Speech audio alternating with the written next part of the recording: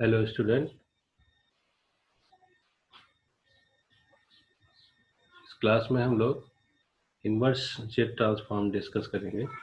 पिछली क्लास में हम लोगों ने जेड ट्रांसफॉर्म डिस्कस किया था और वहाँ ये देखा कि किसी दो फंक्शन का जेड ट्रांसफॉर्म एक ही होगा लेकिन उनके रीजन ऑफ कन्वर्जेंस डिफरेंट होंगे।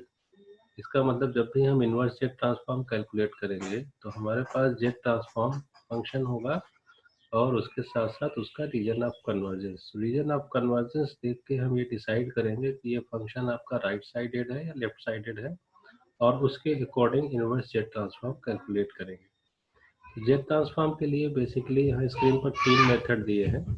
एक तो सिंथेटिक डिवीजन मेथड या इसको पावर सीरीज एक्सपेंशन मेथड भी बोलते हैं, दूसरा पार्शियल फ्रैक्शन मेथड और तीसरा कॉशीस इंटीग्रेशन मेथड। तो इसमें दो बेसिक मेथड को हम लोग यहाँ डिस्कस करेंगे जो आपके सिलेबस में है। एक तो सिंथेटिक डिवीजन मेथड और दूसरा पार्शियल फ्रैक्शन मेथड। तो सिंथेटिक डिवीजन मेथड हम लोग डिस्कस करना स्टार्ट करते हैं। तो सिंथेटिक डिवीजन मेथड में हमें हमारे पास एक तो जेड ट्रांसफॉर्म फंक्शन है, उसके साथ साथ उसका रीजन ऑफ कन्वर्जेंस है। तो यहाँ रीजन ऑफ कन्वर्जेंस दिया है वो दिया है mod of Z is greater than A. ध्यान से देखिए, इसमें चूंकि region of convergence mod of Z is greater than A है, इसका मतलब ये कॉजल सीक्वेंस है या राइट साइडेड सीक्वेंस है।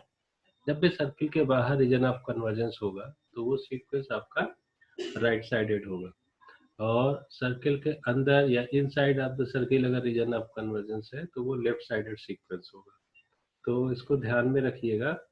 तो इसका मतलब जो कोशिएंट सीरीज होगी वो निगेटिव पावर ऑफ जेड होगी, है ना। जब जेड ट्रांसफॉर्म निकालते हैं हम लोग तो फार्मूला है summation from 0 to infinity x of n into z raise to power minus N.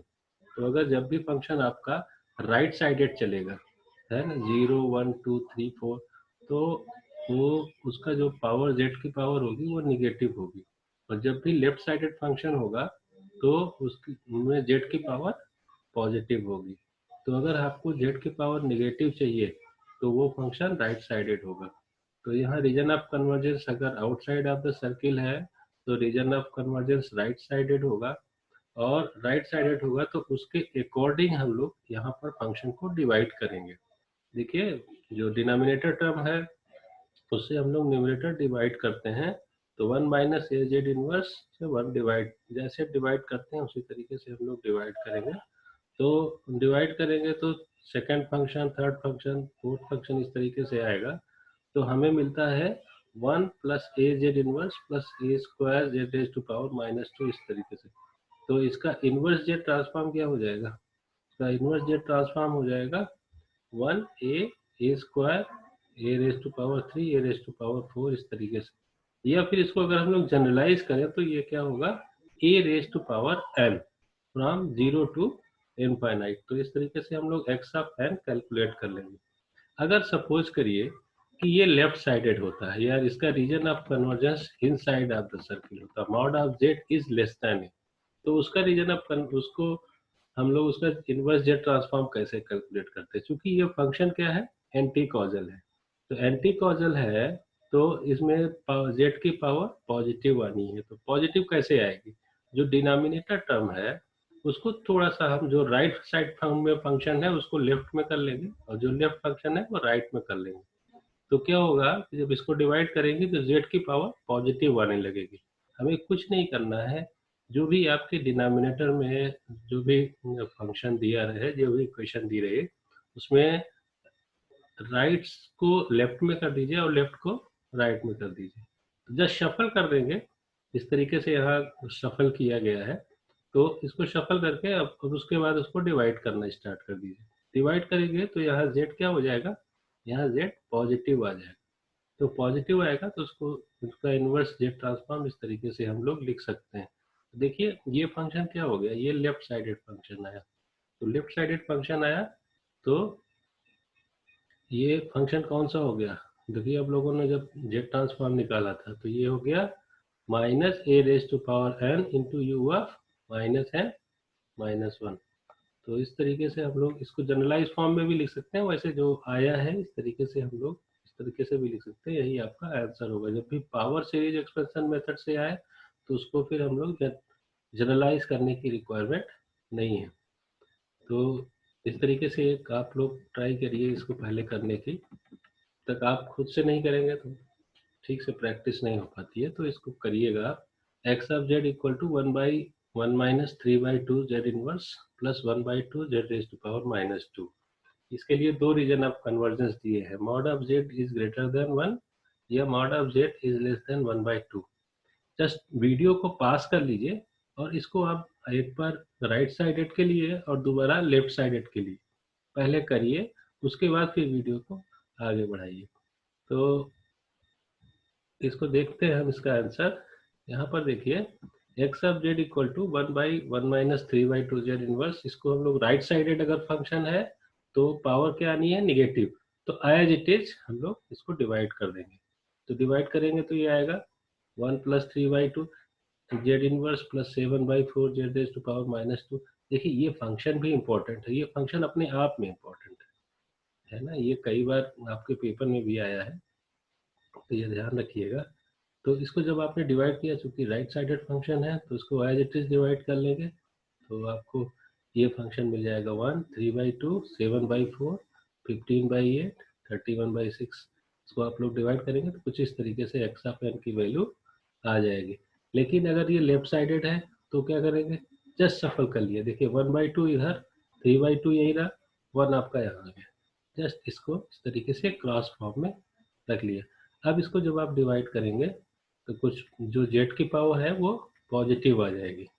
Z की पावर पॉजिटिव आ गई तो यहाँ पर देखिए ये जेड स्क्वायर से स्टार्ट हो रहा है, इसका मतलब जेड और जीरो की वैल्यू ये दोनों जीरो है। तो इसलिए हम लोगों ने यह स्टार्ट किया यहाँ पे, ये इस तरीके से एरो लगा करके n इक्वल टू 0 और n इक्वल टू -1, इसके लिए वैल्यू 0 आ रही है।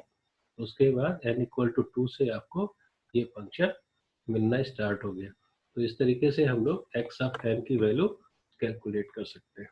तो इस तरीके से हम लोग देख सकते हैं कि जो ट्रांसफॉर्म पेयर बना डेल्टा एन की वैल्यू, इसका जेड ट्रांसफॉर्म 1 है, तो रीजन ऑफ कन्वर्जेंस क्या हो जाएगा, इंटायर जेड प्लेन। और delta n minus n not का जेड ट्रांसफॉर्म क्या हो जाएगा, Z raise to power -n0। और इसका region of convergence mod of Z is not equal to 0, है ना, entire z plane except z not equal to 0। और यूएन का 1/1 माइनस जेड इनवर्स। तो ट्राई करिए कि इसको आप लोग खुद से सॉल्व कर लीजिए, कम से कम पहले से लेकर ये 7th क्वेश्चन तक खुद ट्राई कर लीजिए। बाकी तो उसी के अकॉर्डिंग आप स्केलिंग मेथड से देख सकते हैं। जब हम लोग प्रॉपर्टी अभी डिस्कस करेंगे तो उसके बारे में बात करेंगे। तो ये कुछ फार्मूले हैं जेड ट्रांसफॉर्म के जो कि आपको इन्वर्स जेड ट्रांसफॉर्म निकालने के लिए हेल्प करेंगे। तो दूसरा जो मेथड है वो है पार्शियल फ्रैक्शन मेथड। तो पार्शियल फ्रैक्शन मेथड में हम लोग क्या करते हैं कि जो भी फंक्शन दिया है, सबसे पहले तो आपको बेसिक फंक्शन का जेड ट्रांसफॉर्म पता होना चाहिए। तो जब भी आपको पास बेसिक फंक्शन का जेड ट्रांसफॉर्म पता होगा तो आपको क्या करना है कि जो भी फंक्शन दिया है, सपोज करो ये फंक्शन दिया है H of z equal to -4 plus 8 z inverse divided by 1 plus 6 z inverse plus 8 z raise to power -2। अब देखिए यहाँ पर रीजन ऑफ कन्वर्जेंस नहीं दिया है, तो रीजन ऑफ कन्वर्जेंस नहीं दिया है तो इसका मतलब ये फंक्शन राइट साइडेड होगा। अगर आपको रीजन ऑफ कन्वर्जेंस नहीं दिया होता है तो आपका जो भी फंक्शन है वो राइट साइडेड है, या इसका कहने का मतलब कि जो रीजन ऑफ कन्वर्जेंस है वो ग्रेटर देन है या आउटसाइड ऑफ द सर्किल है। तो अगर हम इसका z transform inverse Z transform निकालें तो पार्शियल फ्रैक्शन मेथड का मतलब है कि इनको पहले फैक्टराइज कर लेंगे और उसके बाद पार्शियल फ्रैक्शन करेंगे इन दोनों। जब पार्शियल फ्रैक्शन करेंगे तो हमें a1 और a2 की वैल्यू कैलकुलेट कर लेंगे। तो ये -12 और 8 आ गया। अब -12 और 8 आ गया, चूंकि ये राइट साइडेड फंक्शन है और हमारे पास एक फार्मूला है 1/1 माइनस ए जेड इनवर्स। इसका जेड ट्रांसफॉर्म क्या है, e raise to power n into un। तो यहाँ देखो a की वैल्यू क्या हो जाएगी, a इज इक्वल टू -4, यहाँ पर a की वैल्यू क्या हो जाएगी, a इज इक्वल टू -2। तो इस तरीके से -12 और +8 ये कांस्टेंट वैल्यू हो गई, और -4 raise to power n into u n और -2 raise to power n into u n, ये इनका इनवर्स जेड ट्रांसफॉर्म हो गया। क्योंकि हमारे पास फार्मूला है A raise to power n U N का जेड ट्रांसफॉर्म क्या होगा, 1/1 माइनस ए जेड इनवर्स, और A raise to power n into U -n-1 negative value होगी तो उसका जेड ट्रांसफॉर्म 1/1 माइनस ए जेड इनवर्स होगा। इसको दूसरे मेथड से भी सॉल्व कर सकते हैं हम लोग, जेड स्क्वायर से न्यूमरेटर और डिनोमिनेटर में मल्टीप्लाई कर लेंगे, तो मल्टीप्लाई कर लेंगे तो कुछ इस तरीके का फंक्शन बनेगा। अब ये फंक्शन बन गया तो उसको भी इस तरीके से पार्शियल फ्रैक्शन कर लेंगे।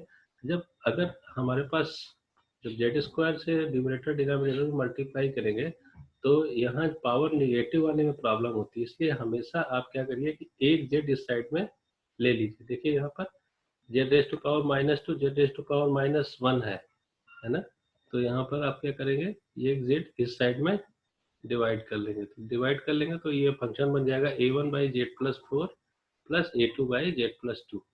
तो यहाँ से a1 और a2 की वैल्यू कैलकुलेट कर ली, और उसके बाद फिर जो ये z है उसको इस साइड में मल्टीप्लाई कर दिया, तो -12 इंटू z/z+4 हो गया और 8 इंटू z/z+2 हो गया, और इसको हम लोग फिर से इस फॉर्म में लिख करके इनवर्स कैलकुलेट कर सकते हैं।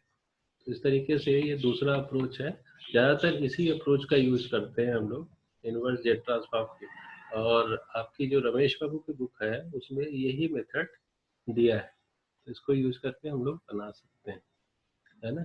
अलग अलग पोल के केसेस भी आते हैं।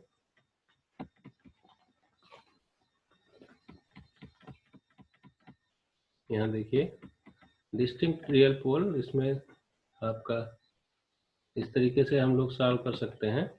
यहाँ पर न्यूमरेटर और डिनोमिनेटर दिया होगा, अगर इस तरीके का केस है तो आपको पहले इस फंक्शन को डिवाइड करना होगा, पहले डिवाइड कर लेंगे, उसके बाद रिमाइंडर पहले रखते हैं और उसके बाद nz/dz रख लेते हैं, है ना। तो इसका कोशिएंट अलग हो जाएगा अगर m की वैल्यू लेस देन n। जैसे एक प्रॉब्लम इस तरीके का देख सकते हैं हम लोग, ये तो यहाँ पर देखिए चूंकि इसकी पावर ज़्यादा है तो पहले इसको डिवाइड कर लिया, और डिवाइड करके 1/2 अलग हो गया, और फिर ये फंक्शन डिवाइडेड बाई, है ना। अब इसका हम लोग पार्शियल फ्रैक्शन कर लेंगे, तो थोड़ा सा और कॉम्प्लेक्स हो जाता है क्वेश्चन, लेकिन आपका मेथड वही है जो अभी तक करते आए, तरीके से हम लोग इनवर्स जेड ट्रांसफॉर्म कैलकुलेट कर लेते हैं। तो ये इनवर्स जेड ट्रांसफॉर्म निकालने की टेक्निक है। बाकी आप रमेश बाबू से और भी क्वेश्चन सॉल्व करिए, ओपेनहेम से सॉल्व करिए, हम लोग और कुछ मेथड देखते हैं इसके बाद, और कुछ बेसिक प्रॉब्लम्स और सॉल्व करेंगे इसके, और फिर उसके बाद जेड ट्रांसफॉर्म की प्रॉपर्टी देखेंगे, है ना। तो कल नेक्स्ट क्लास में हम लोग जेड ट्रांसफॉर्म की प्रॉपर्टी देखेंगे, और आप लोग इसकी प्रॉब्लम जेड ट्रांसफॉर्म और इनवर्स जेड ट्रांसफॉर्म, क्योंकि जेड ट्रांसफॉर्म और इनवर्स जेड ट्रांसफॉर्म के 2 क्वेश्चन तो पक्का ही आएंगे, श्योर आएंगे, तो उसको आप सॉल्व करना है। तो इन द मीन टाइम इसको सॉल्व करिए, फिर उसके बाद असाइनमेंट देखते हैं आप लोगों का। धन्यवाद।